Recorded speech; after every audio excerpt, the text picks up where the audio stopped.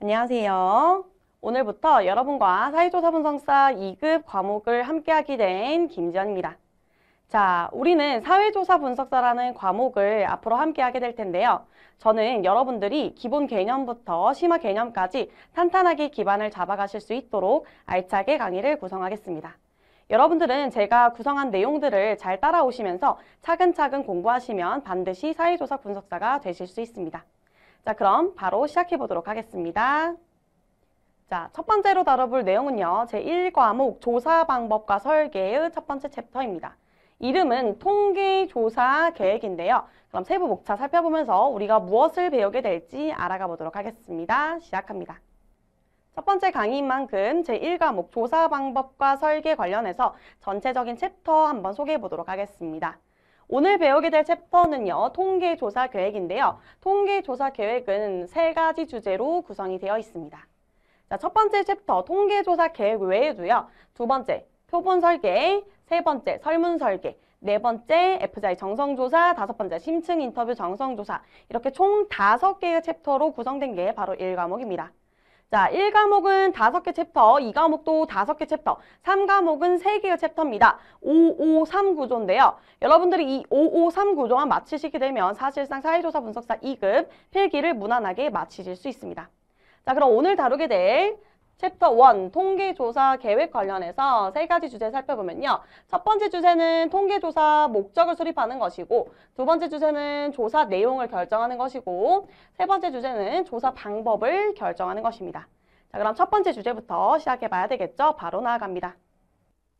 자, 그럼 첫 번째 주제 통계조사 목적 수립에 하나의 파트만 존재하는데 조사 목적의 설정에 어떤 내용들이 기다리고 있는지 살펴보도록 하겠습니다.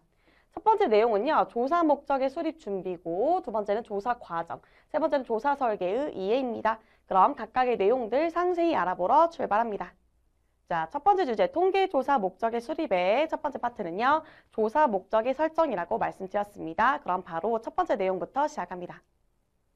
자, 첫 번째 내용은요, 조사 목적의 수립 준비입니다. 이 과정에서 첫 번째로 다뤄볼 내용은 이론의 의의입니다. 자, 먼저 이론의 정의 살펴보도록 하겠습니다. 자, 첫 시간인 만큼 설명을 드려보면요. 우리 강의 교환에 페이지에 기재가 되어 있는 밑줄 표현은 모두 기출임을 의미합니다. 자, 그리고 하나의 시트에 들어간 내용이 전부 기출이면요. 이렇게 오른쪽 상단에 올 기출 표기가 되어 있습니다. 따라서 공부에 참고하시면 좋을 것 같습니다. 자, 이론의 정의 살펴보면요. 이론은 명확하게 정의된 구성 개념이 상호 관련된 상태에서 형성된 일련의 명제. 자, 일련의 명제라는 표현, 일련의 진술이라는 표현과 동일합니다.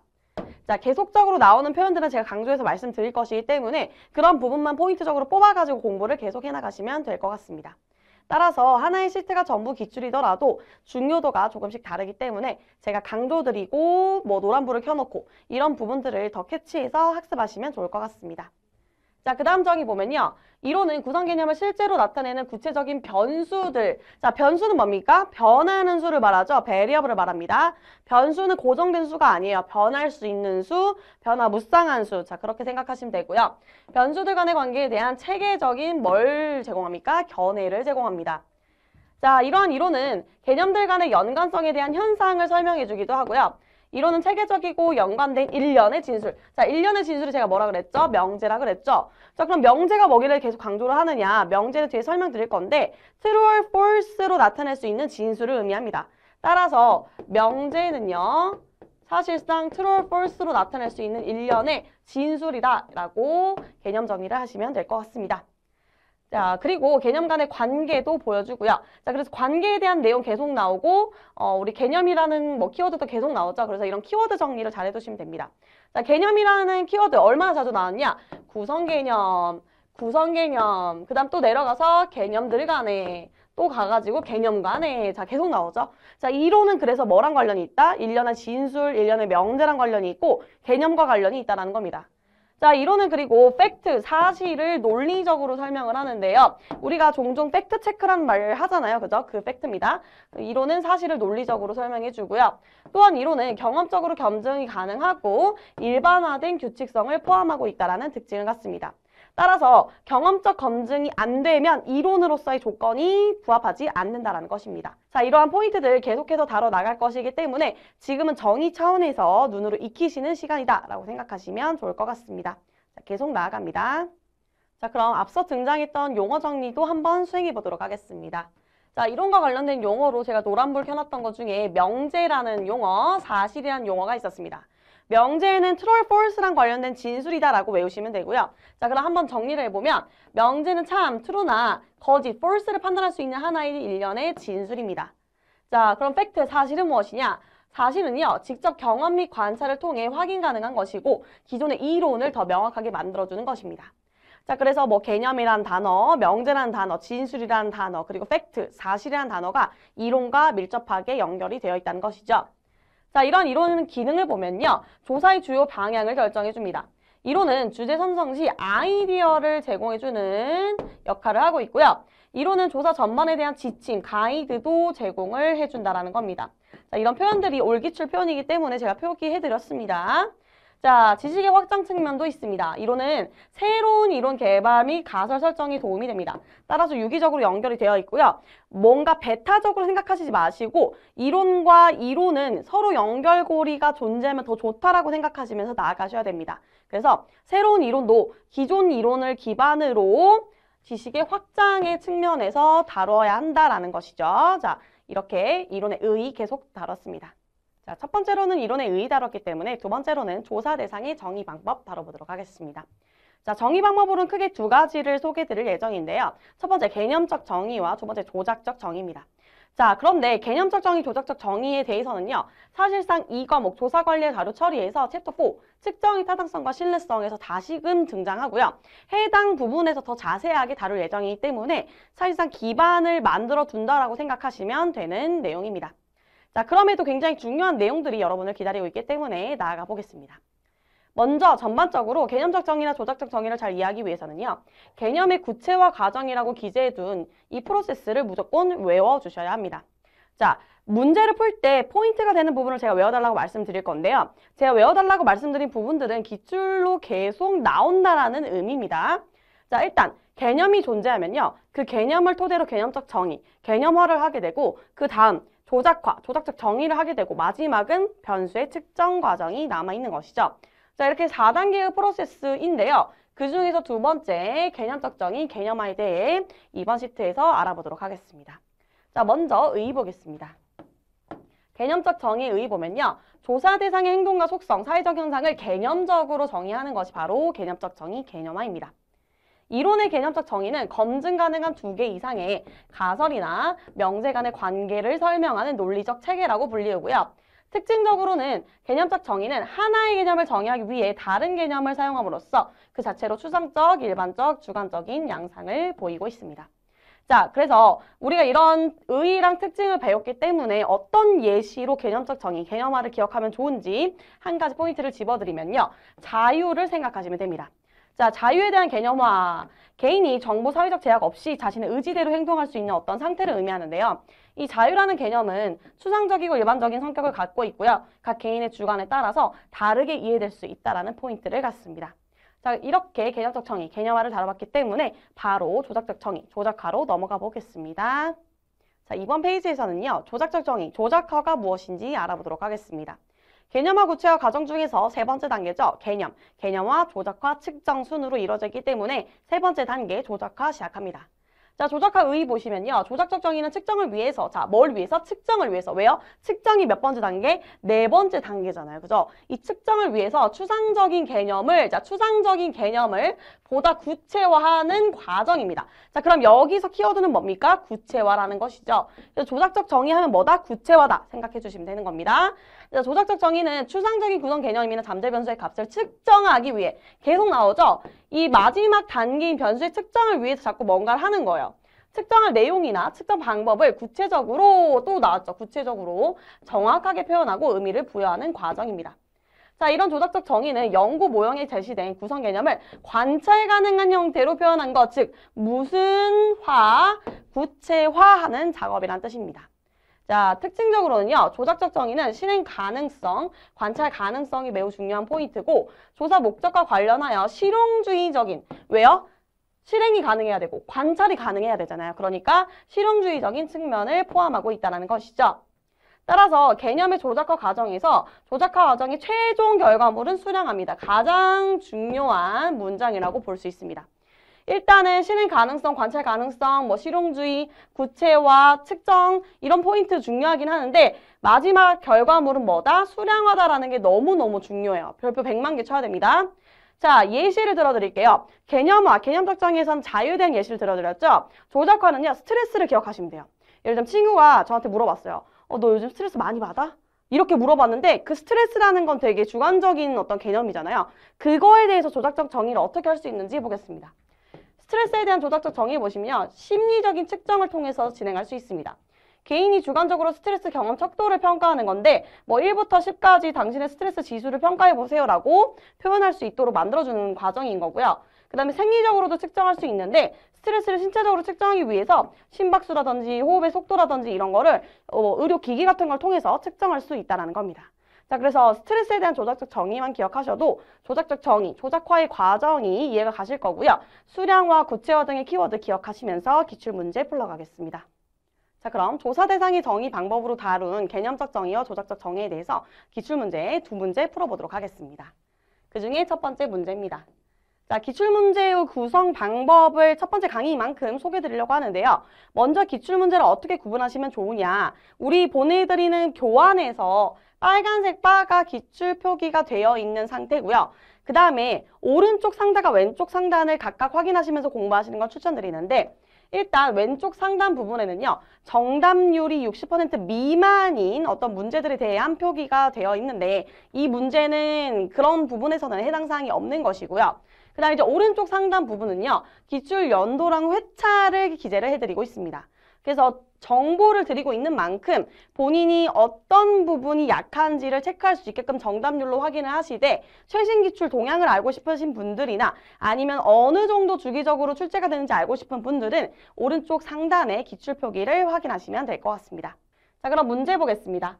다음에서 설명하고 있는 것은 자, 추상적 구성 개념이나 잠재 변수 값을 측정하기 위해서 마지막 프로세스가 측정이죠. 변수의 측정입니다. 측정할 내용이나 측정 방법을 구체적으로 자, 계속 강조했던 키워드가 나옵니다. 구체적으로 정확하게 표현하고 의미를 부여하는 것으로 추상적 개념을 관찰이 가능한 형태로 표현해 놓은 것입니다. 자, 우리 배웠죠? 이걸 뭐라고 합니까? 조작적 정의라고 부릅니다. 자, 한번 다시 개념의 구체화 과정을 적어드리면요. 다들 필기해 보셔야 됩니다. 자, 필기를 많이 해볼수록 실력이 늘어요. 자, 구체화 과정. 일단 첫 번째가 뭐죠, 여러분? 개념입니다. 개념이 존재하고 이에 대한 개념화. 즉, 개념적 정의. 그 다음이 조작화. 조작적 정의. 마지막이 변수의 측정이에요. 그래서 사실상 측정이란 키워드는 어디서 나올 수밖에 없어요? 조작화에서 나올 수밖에 없어요. 그리고 구체화란 단어도 마찬가지고요. 그래서 정답은 1번이 됩니다. 해설 공개합니다. 자, 앞서 학습했던 스트레스에 대한 조작적 정의를 생각하시면 이게 무슨 말인지 한 번에 이해가 가능합니다. 정답은 몇 번입니까? 1번입니다. 자, 두 문제 보기로 했죠. 다음 문제로 가겠습니다. 자, 다음 문제 보시면요. 정답률이 표기가 되어 있죠. 이렇게 왼쪽 상단에 정답률이 표기가 되어 있는 건 정답률 자체가 60% 미만이라는 겁니다. 자, 개념의 조작과 과정에 관한 설명으로 옳은 거 찾는 겁니다. 조작적 정의는 개념에 대한 사전적 정의다. 개념에 대한 사전적 정의는 조작적 정의가 아니라 뭡니까? 개념적 정의죠. 그죠? 반대로 다른 정의를 설명해 놓은 겁니다. 조작적 정의, 명목적 정의, 측정의 순서로 이루어진다? 아니죠. 자, 명목적 정의, 개념적 정의는 두 번째 순서, 조작적 정의는 세 번째 순서, 측정은 네 번째 순서예요. 순서가 잘못되어 있네요. 그죠? 자, 1번도 아니고 2번도 아닙니다. 변수를 조작적으로 정의하는 방법은 한정되어 있다? 한정 없어요. 뭔가 제한이 있거나 한정이 있거나 그런 표현이 나오면 no 없습니다. 자, 조작화 과정의 최종 산물은 수량화다. 수량화를 통해서 마지막 측정의 단계로 넘어가잖아요. 따라서 4번이 정답이 되겠죠? 해설 공개합니다. 이 또한 스트레스에 대한 조작적 정의 예시를 통해서 심리적 측정, 생리적 측정 방법 알려드렸죠? 조작화 과정의 최종 산물이 수량화임을 알 수 있어야 합니다. 자, 이 포인트 정말 시험에 많이 나옵니다. 그냥 외우시는 게 마음이 편하실 수도 있습니다. 자, 조사 대상의 정의 방법 다뤘습니다. 자, 세 번째로는요, 추론 방법의 체계에 대해 다루겠습니다.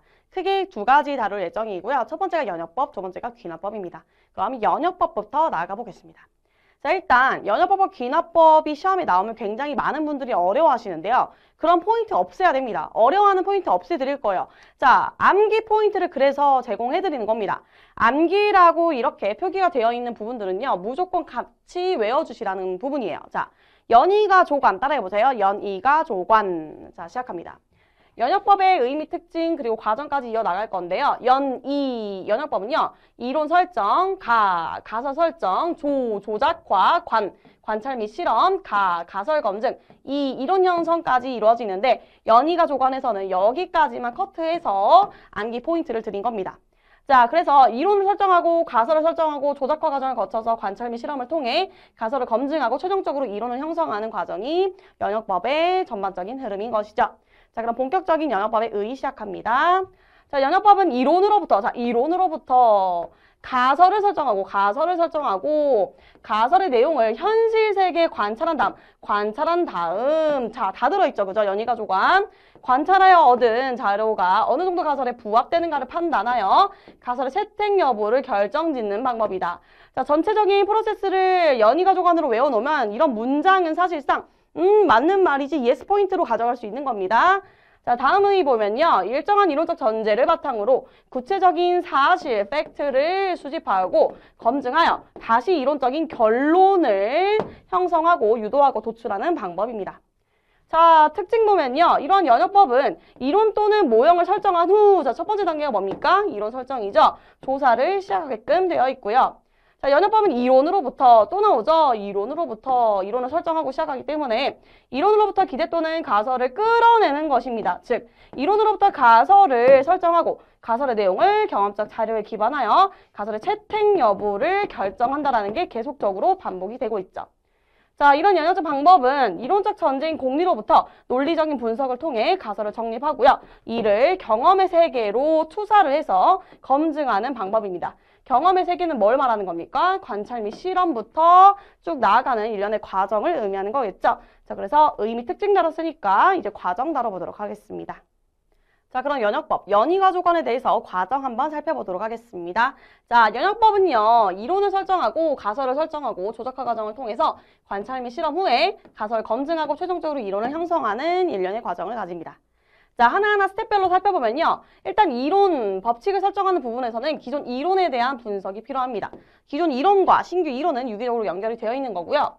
자, 기존 이론의 확인을 위해서 연역법을 주로 사용한다는 표현도 같이 연결된 포인트입니다. 자, 두 번째는요. 가설 설정입니다. 연역법은 가설이나 명제의 세계에서 출발을 하게끔 되어 있기 때문에 가설을 설정하는 게 두 번째 과정이 되겠죠. 자, 세 번째는요. 조작합니다. 가설 검증을 위해서 측정 가능하고, 자, 조작화 다뤘죠, 그죠? 관찰 가능한 변수로 조작화하는 과정이 필요하고요. 네 번째는요, 관찰 및 실험입니다. 조작화된 가설을 바탕으로 데이터를 수집하거나 실험을 수행하는 과정이겠죠. 자, 다섯 번째는 가설을 검증하는 것입니다. 수집된 데이터나 실험 결과를 통해서 가설을 검증하는 일련의 과정이 가설 검증 과정이고, 라스트는요, 마지막은 이론 형성입니다.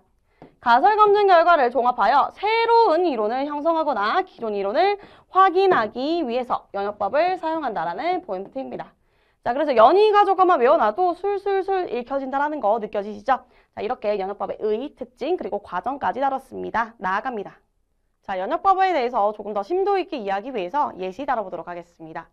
연역법의 고전적인 3단 논법의 예시고요. 소크라테스 예시다라고 생각해 주시면 좋을 것 같습니다. 자, 연역법은 일반적인 원리인 대전제에서 구체적인 결론을 도출하는 논리적인 추론 방식으로요. 대전제, 소전제, 결론의 3단 논법을 기억하시면 되겠습니다. 자, 대전제, 모든 사람은 죽는다. A는 B다. 소전제, 소크라테스는 사람이다. 소크라테스는 사람이다. 결론, 따라서 소크라테스는 죽는다. A는 C다. 이 구조라는 것이죠. 그래서 연역법 예시는요. 이론 설정하는 대전제 부분에 모든 사람은 죽는다. 가설 설정하는 소전제 부분에는 소크라테스는 사람이다. 결론 부분에 그래서 따라서 소크라테스는 죽는다라는 연역법의 전형적인 고전적인 3단 논법의 예시가 존재합니다. 시험에 나오는 포인트이기 때문에 여러분들 연역법 하면 뭐다? 소크라테스다. 이렇게 한 줄 외워두셔도 괜찮을 것 같습니다. 자, 그럼 기출 예시 다뤄보겠습니다. 자, 그럼 문제 바로 시작하겠습니다. 자, 이론으로부터 가설을 설정하고 가설의 내용을 현실 세계에 관찰한 다음, 자, 보세요. 이론으로부터 가설을 설정하고 관찰한 다음, 자, 벌써 뭐가 나왔어요, 여러분? 계속적으로 제가 강조한 암기 포인트 있죠? 연이가조관에서 이가관 나왔습니다, 여러분. 자, 그래서 암기 포인트를 항상 외워달라고 강조를 드린 거예요.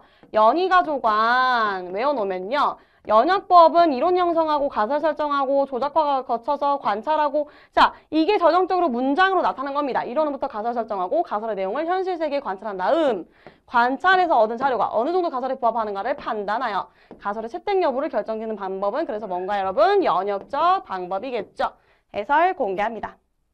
자, 연이가조관만 외워놔도 괜찮다는 거예요. 리마인드 한 번씩 하시면서 전형적인 연역법에 대한 설명이라는 거, 이 문제를 통해서 익히시면 좋을 것 같습니다. 자, 이렇게 연역법 다뤘기 때문에 귀납법으로 나아가 보겠습니다. 자, 앞서 연역법에 대해서 자세히 다뤄봤기 때문에 이번에는 귀납법 차례입니다. 자, 귀납법의 의, 특징, 과정 순서대로 다뤄보도록 하겠습니다. 자, 귀납법 역시 좀 어려운 포인트들이 있기 때문에 암기 포인트 외우고 나서 나아가겠습니다. 암기 포인트는요, 귀주, 관유임입니다. 자, 귀납법은요, 주제 선정, 관찰, 유형의 발견, 임시 결론, 이론 형성 순으로 이루어져 있고요. 귀주, 관유임, 여기까지만 암기 키워드로 제공을 한 것입니다. 자, 의 보면요, 귀납법은 가설 설정 없이 대박이죠. 연역법은 가설 설정을 해야 나아갈 수 있는데 귀납법은 가설 설정 없이 뭘 통해서? 관찰을 통해서. 그래서 이게 중요해요. 관찰이 초반부에 있다라는 거예요. 전반부에 있다라는 겁니다. 관찰을 통해 개별적인 특수한 팩트, 사실들로부터 일반적인 원리를 끌어내는 방법입니다. 이런 귀납법은 현실의 경험의 세계에서 출발해요. 뭐부터 시작하기 때문에? 관찰부터 시작을 하기 때문에, 즉 관찰을 통해서 경험적인 일반화를 추구하는 방법인 게 가장 큰 특징이고요. 우리 연역법은 관찰이 후반부에 있는데 귀납법은 관찰이 전반부에 있다는 게 엄청난 차이점입니다.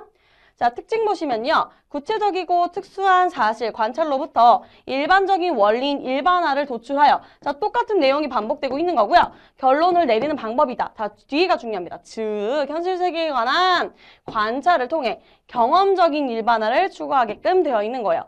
진짜 많이 등장하는 용어 뭡니까? 경험적 일반화.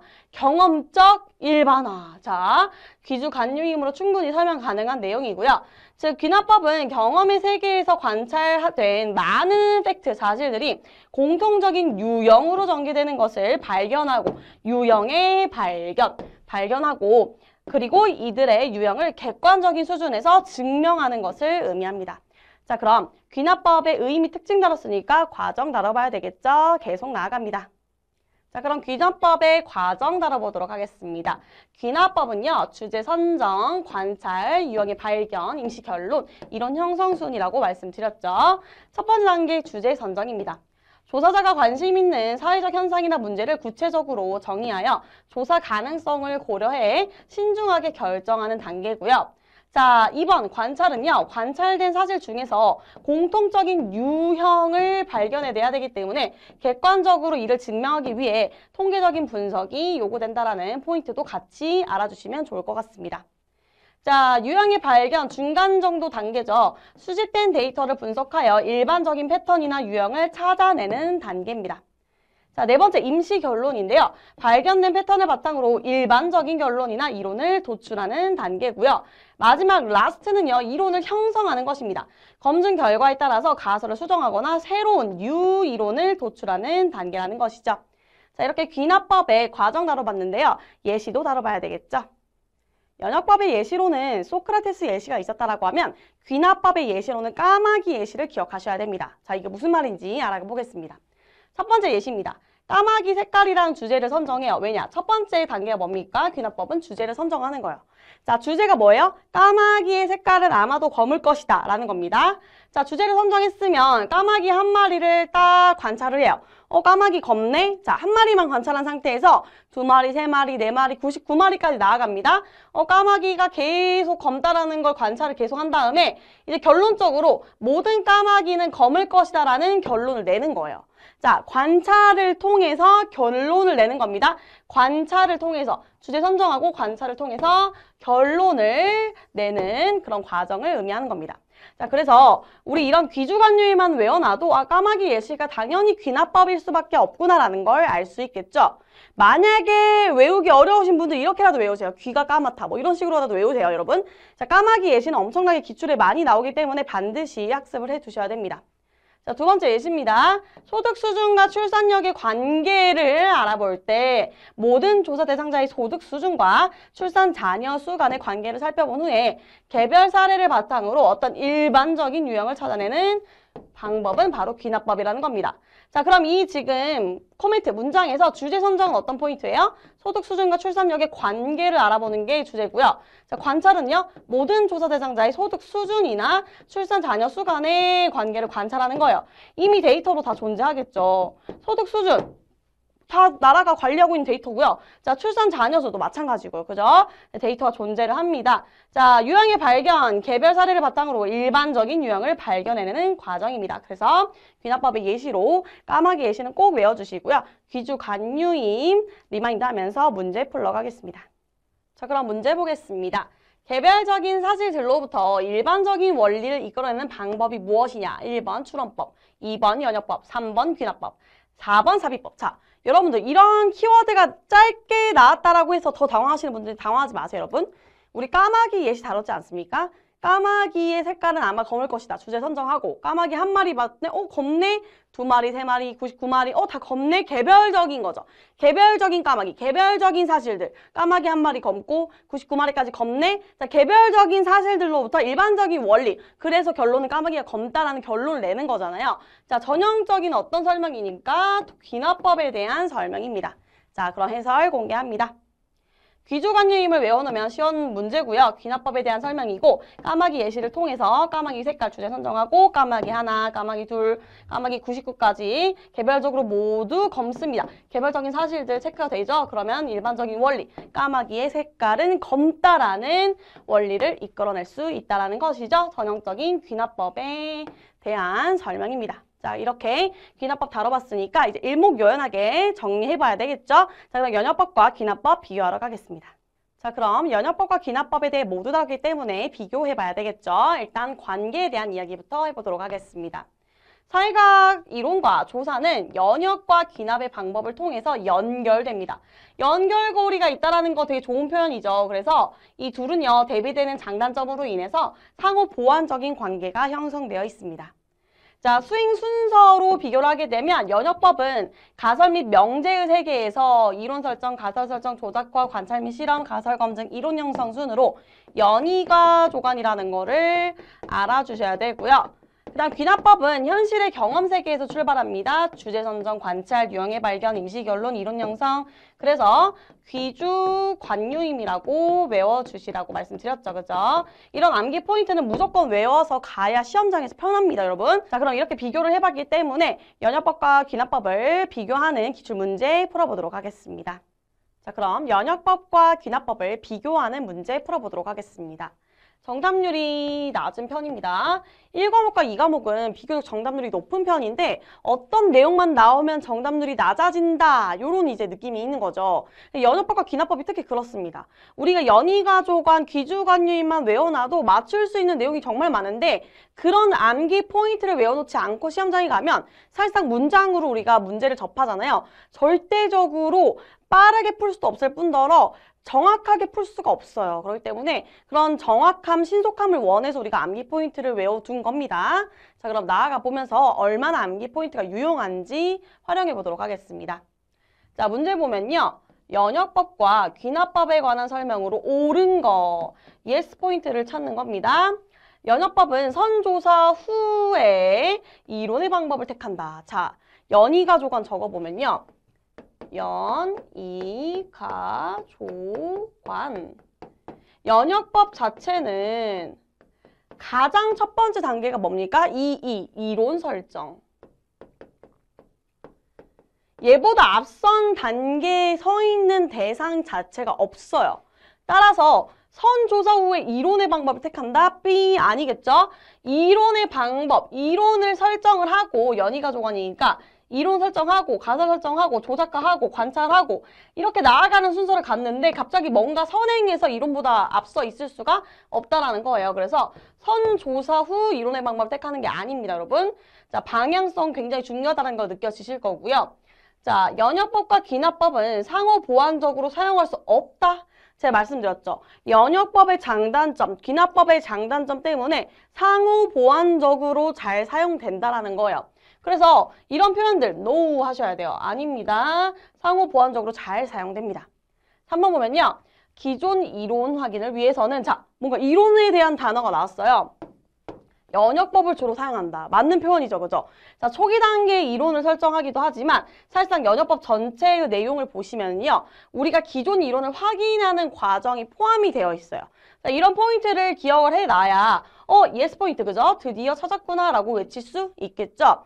정답률이 60% 이유가 없습니다, 여러분. 우리는 연이가족관, 기주관유일만 외워놓으면 충분히 맞출 수 있는 문제가 너무 많아요. 그렇기 때문에 정답이 3번이 된다는 점 기억해 주시고요.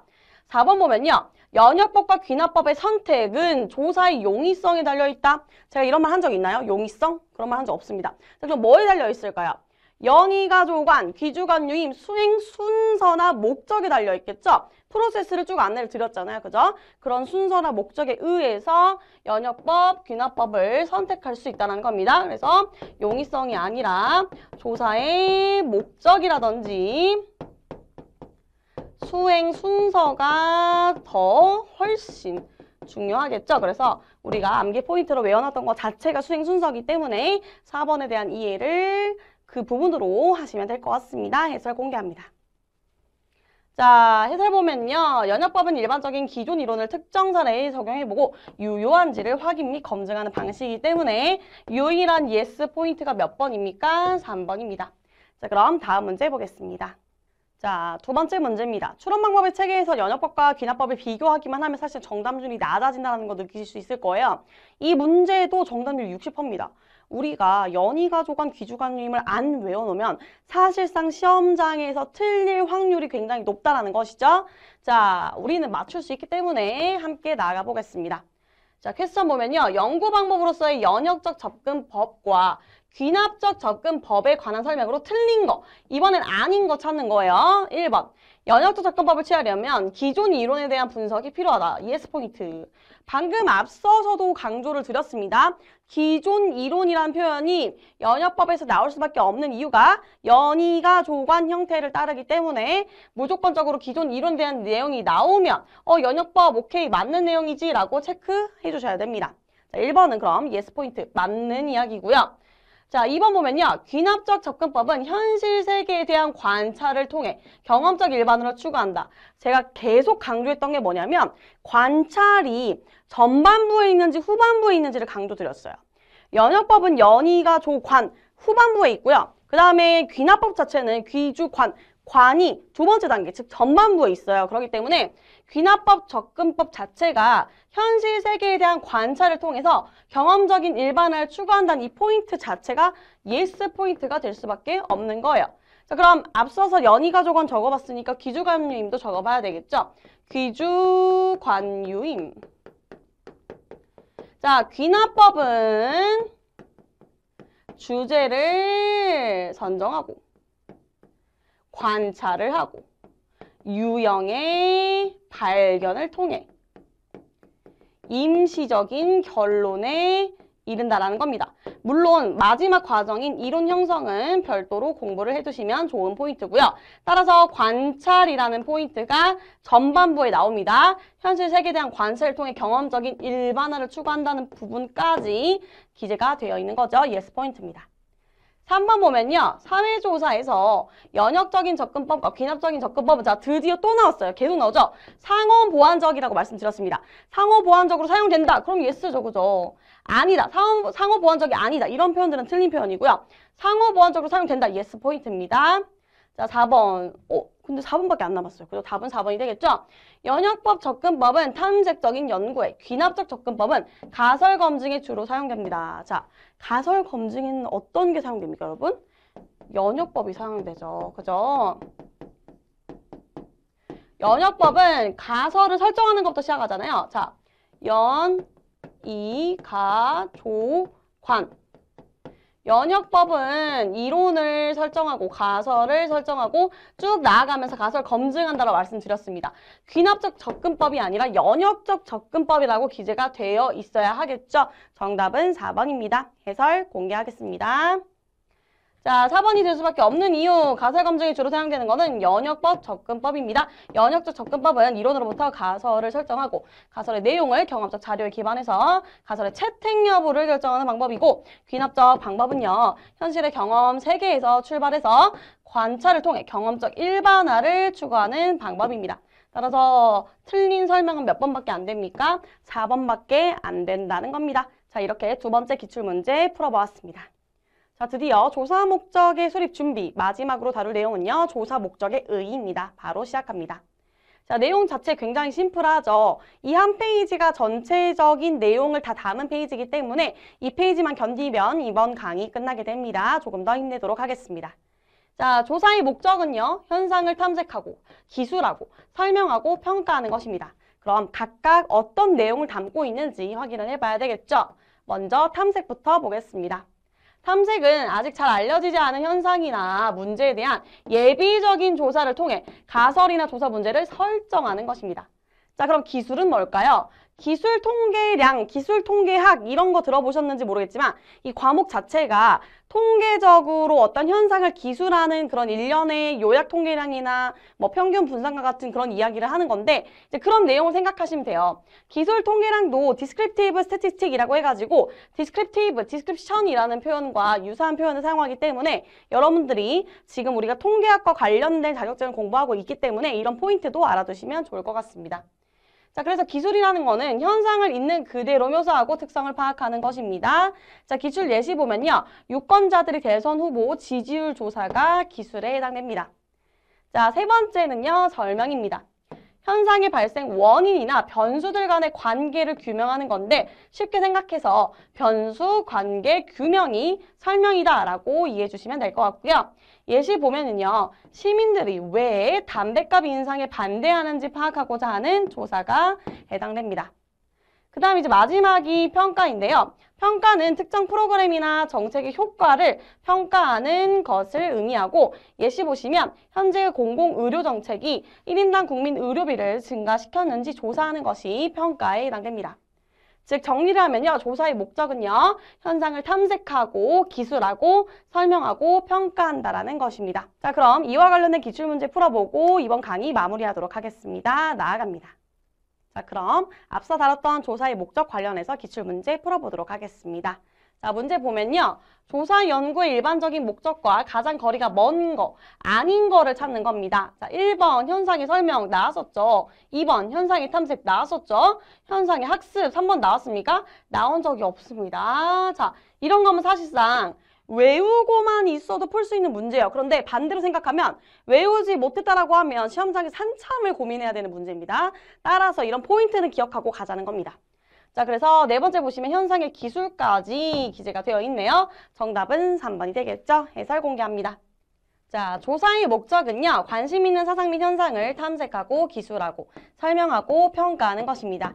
이에 해당하지 않는 것은 뭐밖에 없습니까? 3번, 현상의 학습밖에 없습니다. 자, 여기까지 조사 목적의 수립 준비에 대해서 모두 다뤘는데요. 순서대로 리마인드를 해보면 이론의 기능과 의의 다뤘고요. 그 다음 개념화, 조작화 다뤘고요. 비교하셔야 되고요.